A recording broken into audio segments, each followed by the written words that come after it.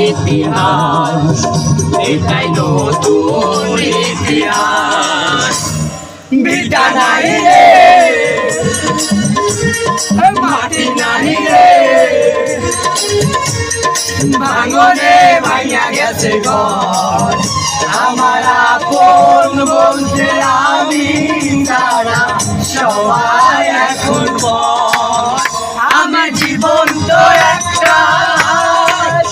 এটাই নতুন ইতিহাস আমি জীবন তো একটা এটাই নতুন ইতিহাস